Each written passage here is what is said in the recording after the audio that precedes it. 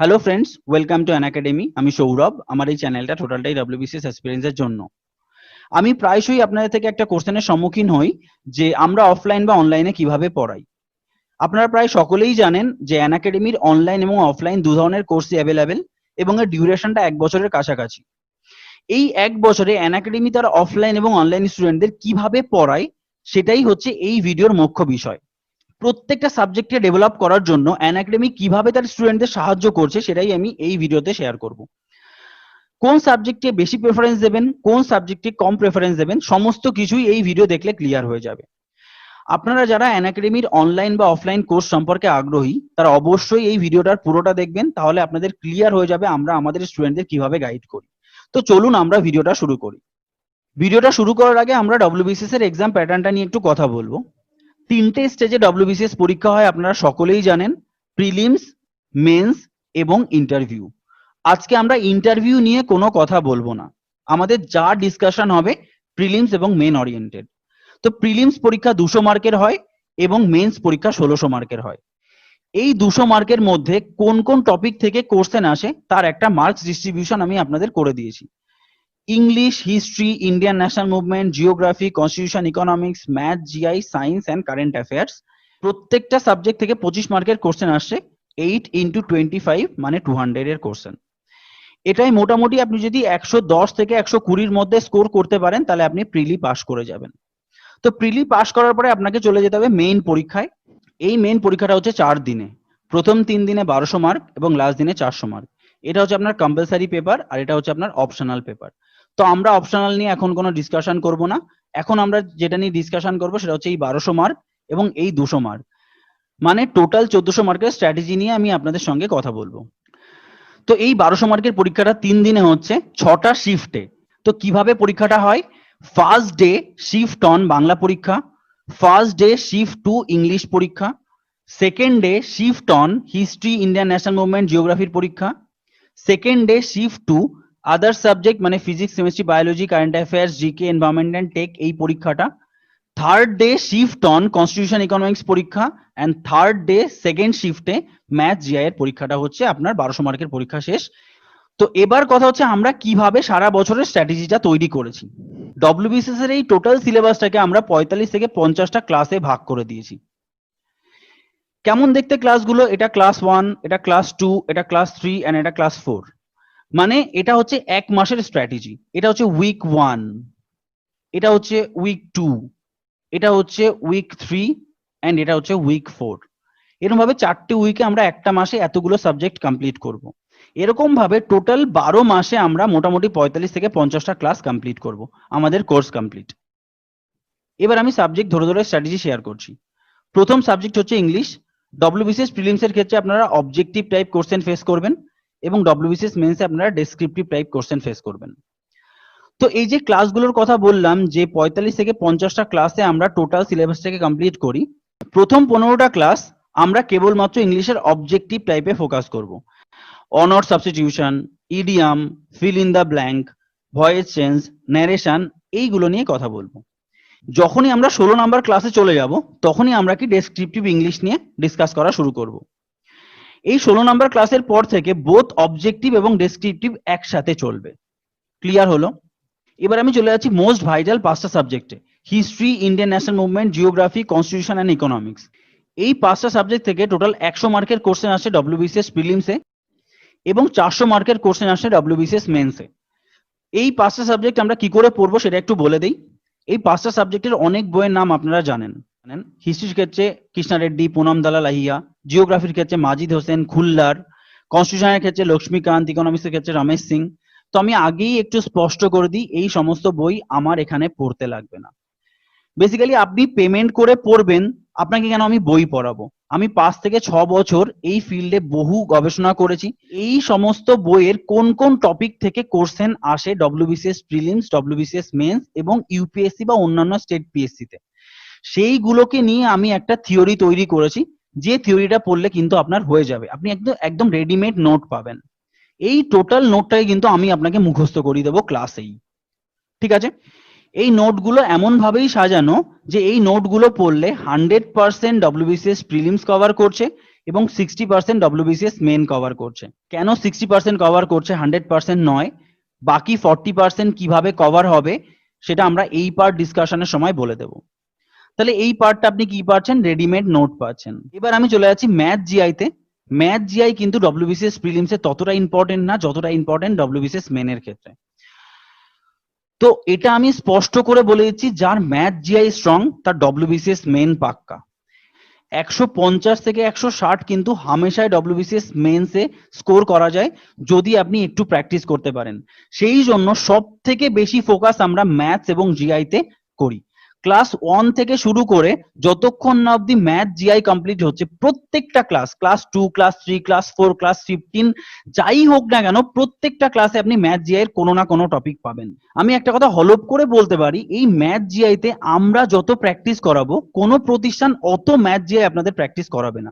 কারণ আমিও অনেক বড় বড় প্রতিষ্ঠানে ডব্লিউবিসিএস এর কোচিং নিয়েছি, সেখানে কি 20 থেকে 25টা ম্যাথ জিআই করিয়ে দেয় একটা চ্যাপ্টার থেকে। কিন্তু আমরা এমনও অনেক চ্যাপ্টার আছে যে চ্যাপ্টারগুলোতে আমরা 100-র উপরে ম্যাথ জিআই প্র্যাকটিস করাবো। হ্যাঁ, এটা আপনারা ক্লাস করার সময় ডেফিনেটলি বুঝতে পারবেন। শুধু তাই নয়, এই ম্যাথ জিআই এর প্রত্যেকটা চ্যাপ্টারকে আমরা কিভাবে সাজিয়েছি সেটা জাস্ট একটু আপনাদের সঙ্গে বলে দিই।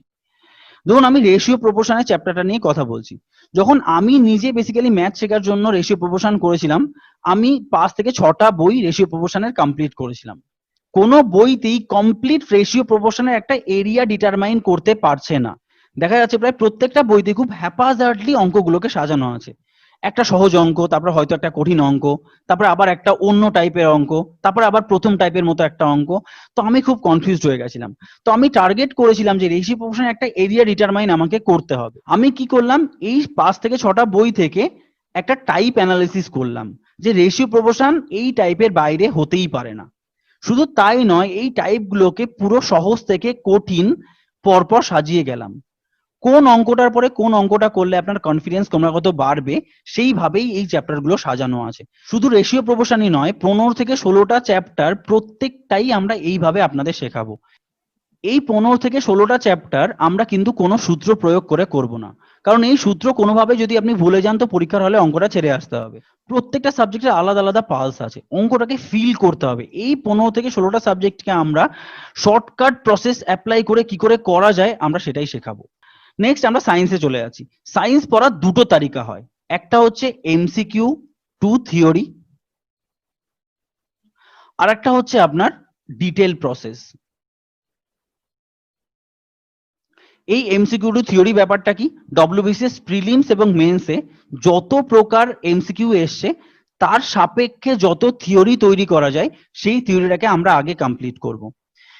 শর্টকাট সায়েন্স নামে একটা প্লেলিস্ট আপনার ইউটিউবে আছে, আপনারা দেখে নিলে ইজিলি বুঝতে পেরে যাবেন যে এই এমসিকিউ টু থিওরি ব্যাপারটা কি। এইভাবে প্রথম 1 থেকে 15টা ক্লাসে আমরা এমসিকিউ টু থিওরির মাধ্যমে টোটাল সায়েন্সটাকে কমপ্লিট করব। এটা একটা বিরাট অ্যাডভান্টেজ। তারপরে আমরা 16th নাম্বার ক্লাস থেকে detail chapter by chapter analysis শুরু করব ফর দ্য মেইন পার্সপেক্টিভ।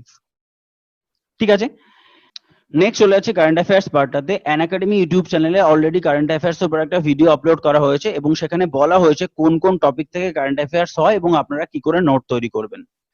মার্কেটে অনেকগুলো ম্যাগাজিন রয়েছে, যেমন GK today, achievers, banking chronicle, যে কোনো একটা আপনারা পড়বেন। পরীক্ষার আগে অ্যানাকাডেমি আপনাকে কি করে সাহায্য করবে, এই যে সমস্ত টপিক থেকে কারেন্ট অ্যাফেয়ার্স হয় তার উপরে বেস করে 200 খানা কারেন্ট অ্যাফেয়ার্স এর একটা পিডিএফ শেয়ার করবে, মোস্ট ইম্পর্টেন্ট কারেন্ট অ্যাফেয়ার্স যা না পড়লেই নয়। যেমন important appointment, important theme, important index, award, সমস্ত কিছু থেকে এইখানে কারেন্ট অ্যাফেয়ার্স পেয়ে যাবেন। শুধু তাই নয়, এর পাশাপাশি গত 1 বছরের ওপর 600টা মোস্ট ইম্পর্টেন্ট কারেন্ট অ্যাফেয়ার্স এর একটা এমসিকিউর পিডিএফ আপনাদের সঙ্গে শেয়ার করা হবে। আপনারা যদি টোটাল এই 200 প্লাস 600 মানে টোটাল 800 মার্কের কারেন্ট অ্যাফেয়ার্স পড়ে যান, তাহলে একটা স্যাটিসফ্যাক্টরি মার্কস আশা করতে পারেন। এইভাবে যদি আপনাদের আমরা সারা বছর গাইড করতে পারি তাহলে ইজিলি ডব্লিউবিসিএস প্রিলিমস এর ইংলিশে আপনারা 10 থেকে 12 অ্যান্সার করতে পারবেন। এই টোটাল পার্ট থেকে 100 মার্কের কোশ্চেন আসে, তার মধ্যে আপনারা হামেশায় 70 থেকে 75 অ্যান্সার করতে পারবেন। ম্যাথ জিআইতে 15 থেকে 20 পাওয়াটা খুবই মামুলি ব্যাপার, কারণ আমরা প্রথম থেকেই main oriented math GI class করব। সায়েন্সের ক্ষেত্রে যদি এমসিকিউ টু থিওরি এবং ডিটেল চ্যাপ্টার গুলো করে যেতে পারেন তাহলে 12 থেকে 15 ইজিলি অ্যান্সার করতে পারবেন। কারেন্ট অ্যাফেয়ার্স আমি খুব একটা বেশি ধরছি না, 8 থেকে 10 অ্যান্সার করলেই আপনার কিন্তু 110 থেকে 120-র মধ্যে মার্কস হামেশাই পেয়ে যেতে পারবেন এবং ডব্লিউবিসিএস প্রিলিমসটা ক্র্যাক করে যাবেন। নেক্সট আমরা চলে যাচ্ছি মেনের সাবজেক্টে। প্রথমত হচ্ছে ম্যাথস এবং জিআই। ম্যাথস এবং জিআই সম্পর্কে অলরেডি কিন্তু ডিসকাশন আমরা এখানে করে দিয়েছি। যদি আপনারা আমাদের কথা শোনেন তাহলে হামেশাই কিন্তু 150 থেকে 160 স্কোর করতে পারবেন ম্যাথস জিআইতে। আমি এইটা হলপ করে বলতে পারি, আমরা যে ম্যাথটা প্রোভাইড করব সেটা যদি আপনি 20 থেকে 30 বার প্র্যাকটিস করেন তাহলে 180টা কোশ্চেনই আপনারা হলে বসে কমন পাবেন এবং এই নাম্বারটা কিন্তু ইজিলি স্কোর করতে পারবেন। নেক্সট চলে যাচ্ছি এই সেকশনটাতে most important topic history, Indian national movement, geography, constitution, economics রয়েছে।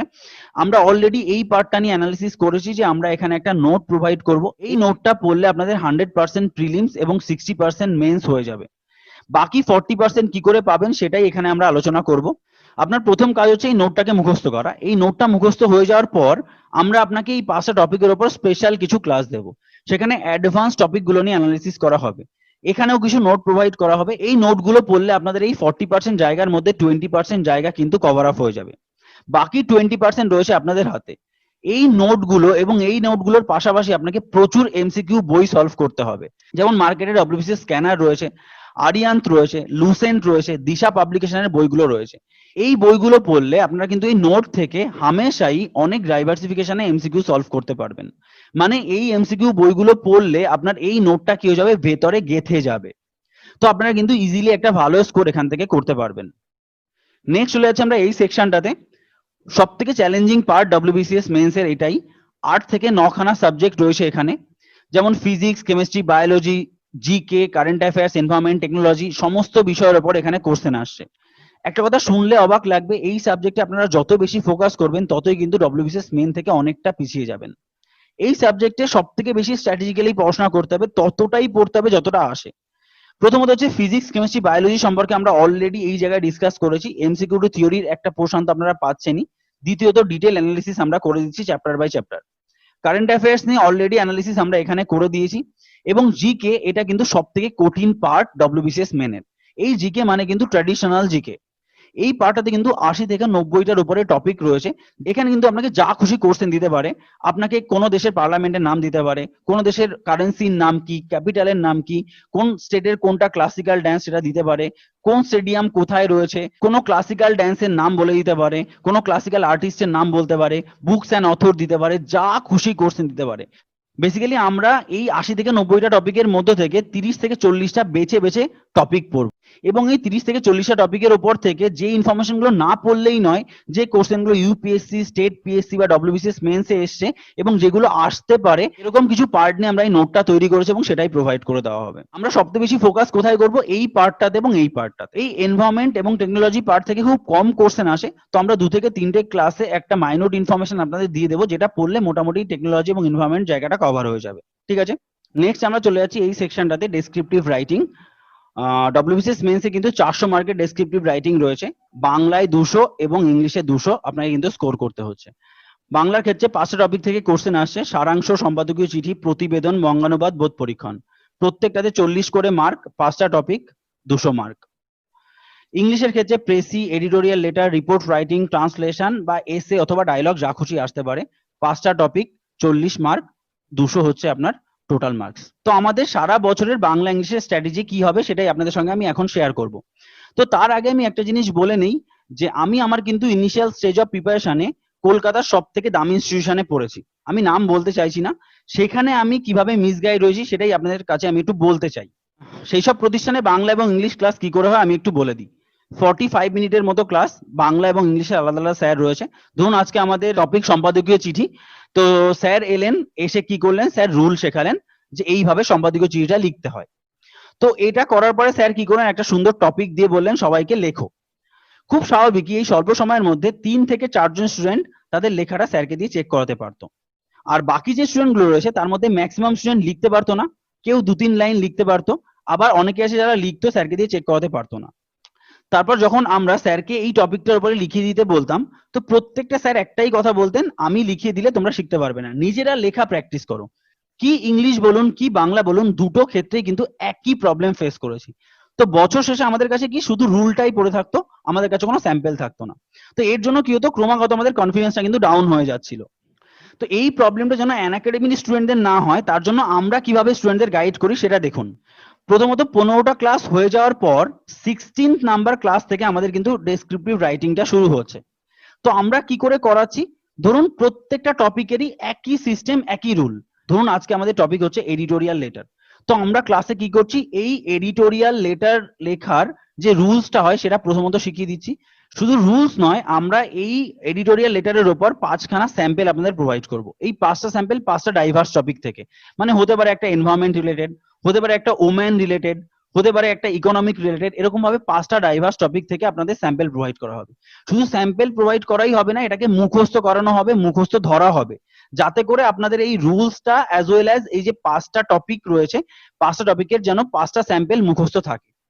প্রত্যেকটা টপিক থেকে আপনি যদি 5টা করে স্যাম্পল মুখস্থ করতে পারেন, এবং আপনাকে যদি আমি নতুন কোনো টপিক লিখতে দেই, তাহলে কিন্তু আপনি কিছু হলেও এক্সট্রা লিখতে পারবেন, যে হ্যাঁ আমার কাছে রুলস আছে এবং আমার কাছে স্যাম্পল আছে। ঘুরিয়ে ফিরিয়ে কিন্তু আপনি কিছু না কিছু লিখতেই পারবেন। প্রত্যেকটা টপিকের 5টা করে স্যাম্পল প্রোভাইড করার পর আপনাকে দিয়ে আমরা কি করবো, প্র্যাকটিস করাবো। ধরুন আপনাদের আমি একটা জিনিস লিখতে দিলাম, ওম্যান এম্পাওয়ারমেন্ট, এর উপরে কি একটা এডিটোরিয়াল লেটার লিখতে দিলাম। তো আমার কাছে 150 স্টুডেন্ট আছে, যারা প্রত্যেকেই কি করবে, এই ওম্যান এম্পাওয়ারমেন্ট নিয়ে লিখবে। এই ওম্যান এম্পাওয়ারমেন্ট এডিটোরিয়াল লেটারটা লেখার আগে আমি 150 জন স্টুডেন্টকে একটাই ডিরেকশন দিলাম, যে তোমরা এই রুলসটা এবং এই 5টা স্যাম্পলকে মাথায় রেখে এডিটোরিয়াল লেটারটা লেখো। তোমরা প্রত্যেকেই ইন্টারনেট থেকে ইনফরমেশন পেয়ে যাবে, সেই ইনফরমেশন গুলোকে সাজিয়ে এই এডিটোরিয়াল লেটারটা আমাদের কাছে জমা দাও। 150 জন স্টুডেন্ট কি করবে, বিভিন্ন ইনফরমেশন সমৃদ্ধ এই এডিটোরিয়াল লেটারটা জমা দেবে।